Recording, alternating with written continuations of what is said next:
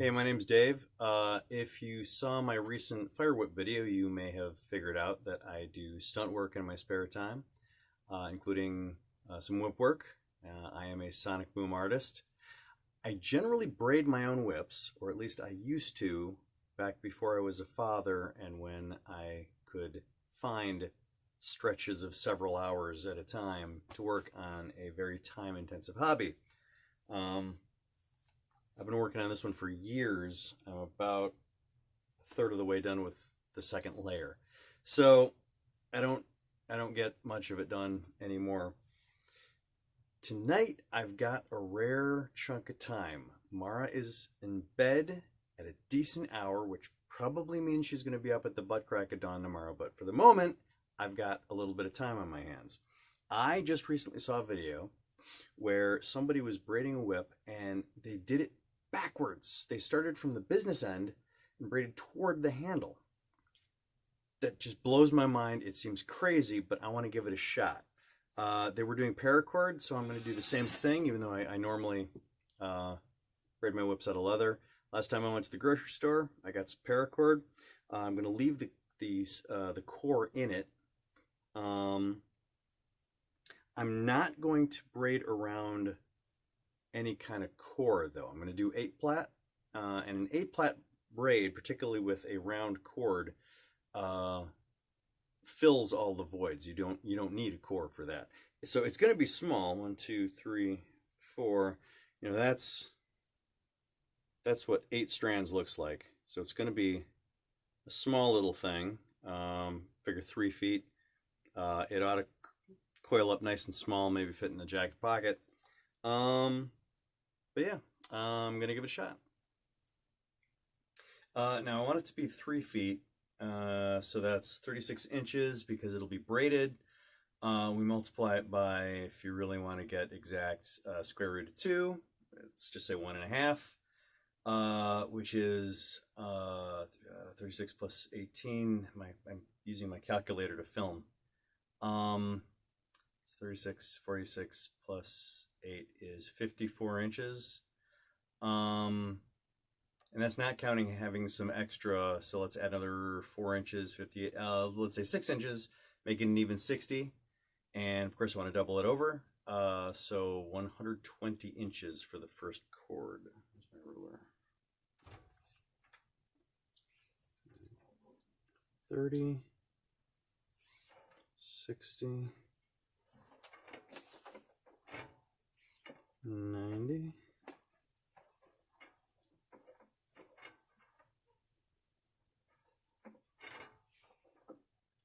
120.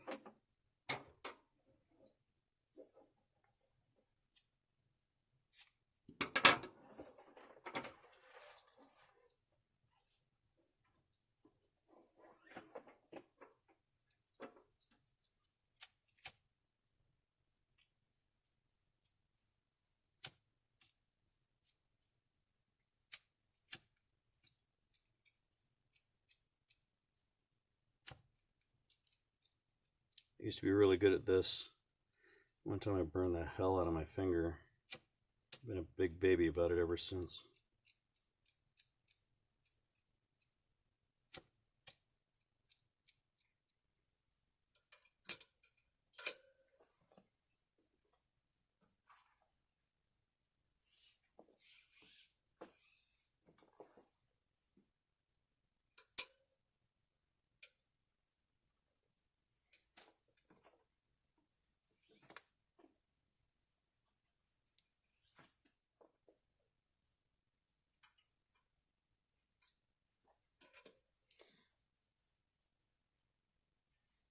All right, I did some math, and I decided that the first 2 sections are going to be 10 inches long a piece. I could do some more math to figure out how long a piece to cut, but I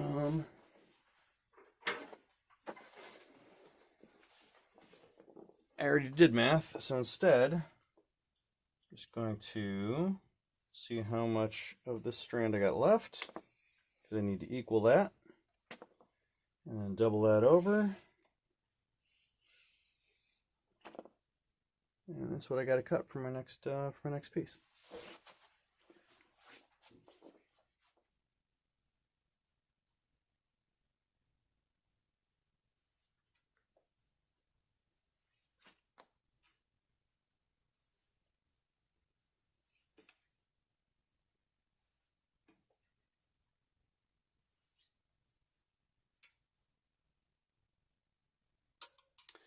All right.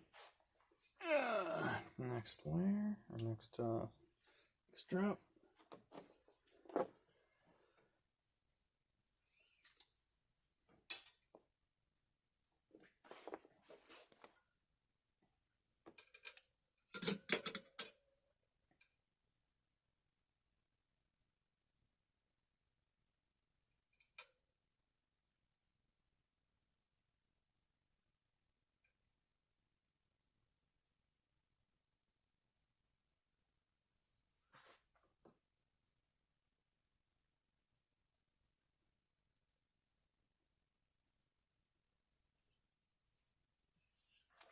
Boy, the crazy awesome thing about this type of braiding is that when the strands are long and unwieldy, you've only got the two.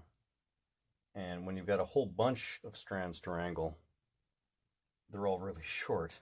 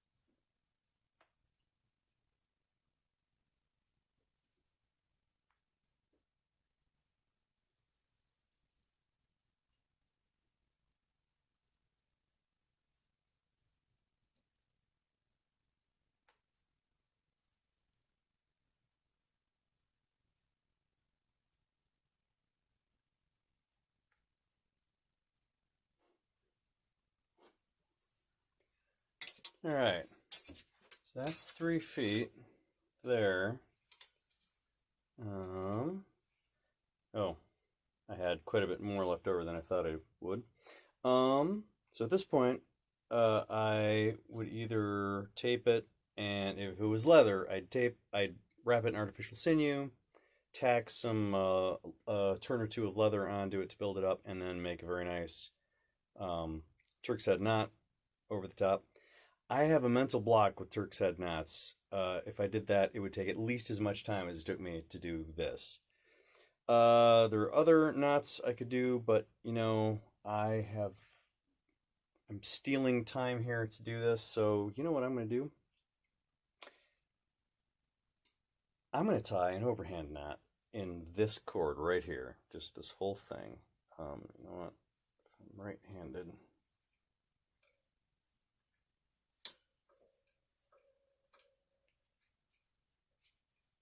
It's right there like that. That'll be my knot. That'll be my end knot. All right, I like it.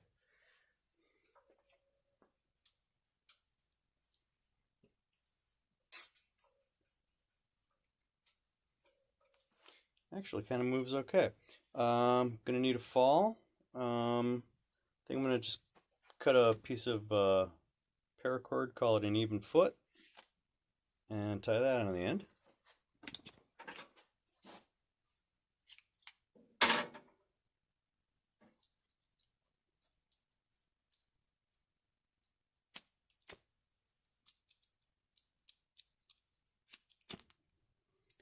call it a, let's do a,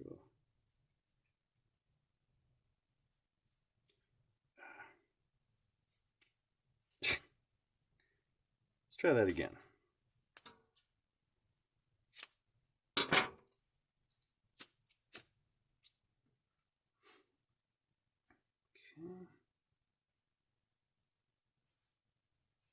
Just going to do a sheet bend here. Did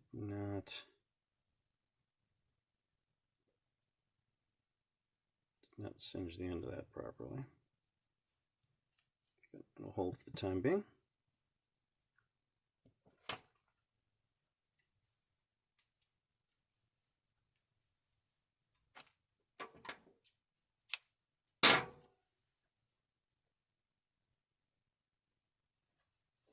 I'm a fan of polypro poppers. They're not as loud as nylon, and they don't last nearly as long either. But they're a lot less likely to tangle. And so when I'm performing, it's nice to know that my tangles will happen a lot less frequently.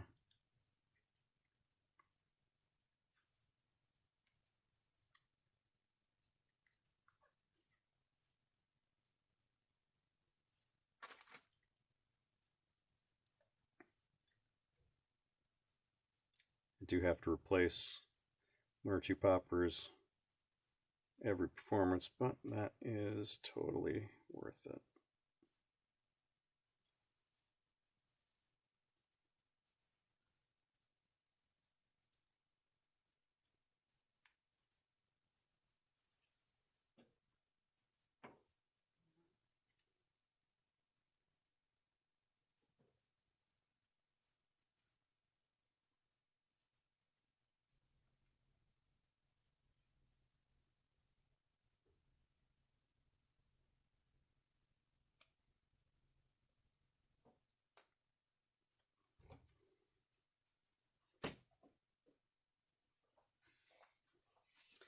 All right, I really want to try it out, but I probably wouldn't wake Mara, but I think I'm going to wait until the morning, all the same.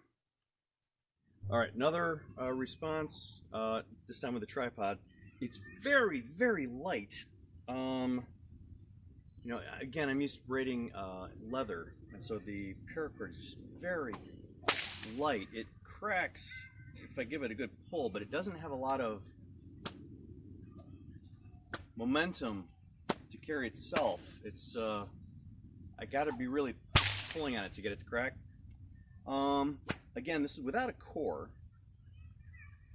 So what I think I'm gonna do is I'm gonna get a pull chain, unbraid this up a bit, and put in a tapered core of a pull chain core, and we'll see if that improves it. I might also change.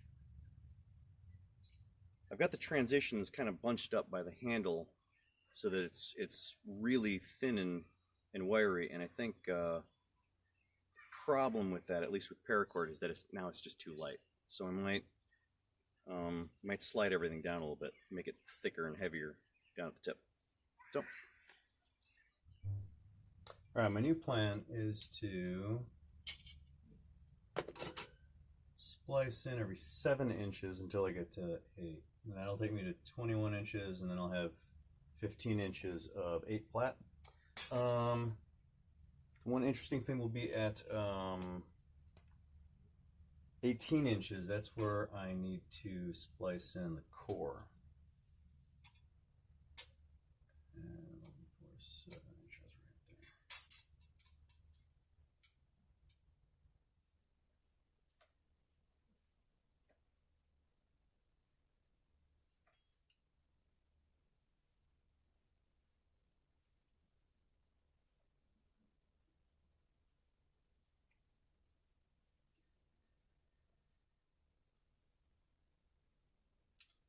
there.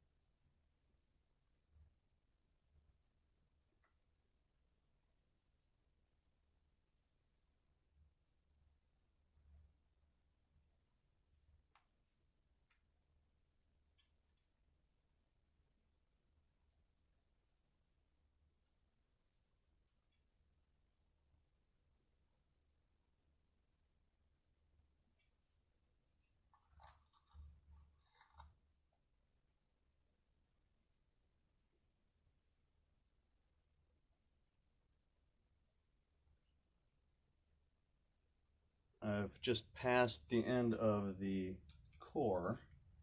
So now I'm just going to use up the last of the 8 plat so that I've got something to tie into that knot.